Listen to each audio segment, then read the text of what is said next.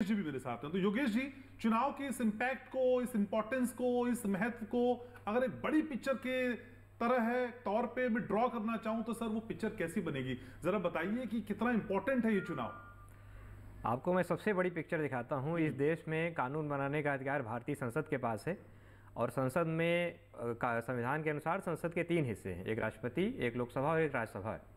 राष्ट्रपति के चुनाव हो चुके हैं, राज्यसभा के चुनाव बीच बीच में होते रहते हैं और ये दोनों चुनाव इस ढंग से होते हैं कि जनता अपना सीधा वोट नहीं डालती, अप्रत्यक्ष तरीके से ये दोनों के निर्वाचन होते हैं। ठीक बात। अब आता है लोकसभा, जो इसका तीसरा ऑर्गन है। ये एकमात्र चुनाव है जिसमें 18 वर्ष से अधिक उम्र का प्रत्येक व्यक्ति सीधे अपना वोट डालता है। वो किसी भी जाति का हो, धर्म का हो, किसी प्रदेश का हो, स्त्री हो, पुरुष हो, किसी इर्रेस्पेक्टिव ऑफ एनीथिंग, हर व्यक्ति सीधा अपना मतदान करता है और सीधे अपनी सरकार चुनता है। इसीलिए आप देखें कि 3 ऑर्गन होने के बावजूद लोकसभा चुनावों का महत्व सबसे अधिक होता है, इनकी चर्चा सर्वाधिक होती है और ये एकमात्र ऐसा टूल है जिसमें जनता लोकतंत्र में सीधे पार्टिसिपेट करती है। जब एक बार लोकसभा के चुनाव संपन्न हो जाते हैं तो आम व्यक्ति बहुत ही कम अवसर या मान लीजिए नगण्य अवसर है जब वो लोकतांत्रिक प्रक्रियाओं में सीधे सीधे पार्टिसिपेट करता है।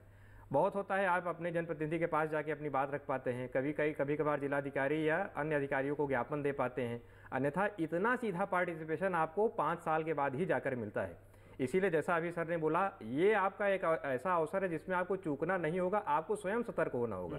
ये ऐसा अधिकार है जिसके प्रति आपको स्वयं सजग होना होगा और इसमें बिल्कुल भी कोई कोताही आपको नहीं करनी चाहिए। ये इस प्रकार का महत्वपूर्ण हमारा अधिकार है और देश के प्रति हमारा कर्तव्य है। लेकिन सर, इस उत्सव में इतने सालों से भागीदार होने के बावजूद भी अगर हम कहते हैं कि हमें सजग होने की जरूरत है, अपनी जिम्मेदारी समझने की जरूरत है, तो कहीं ना कहीं कुछ चूक तो रह जा रही है सर, इसका मतलब। निश्चित रूप से पिछले कुछ समय में जो भी काम हुए होंगे, कई बार लोग निराश हो जाते हैं, हताश हो जाते हैं कि इतनी बार वोट देने के बावजूद परिवर्तन नहीं आता। इसमें लोगों को पुनः जागरूक होना चाहिए। एक बार जिनको आपने जनप्रतिनिधि चुन लिया है उनसे भी आपको लगातार मिलना चाहिए, अपनी समस्याएं प्रकट करनी चाहिए।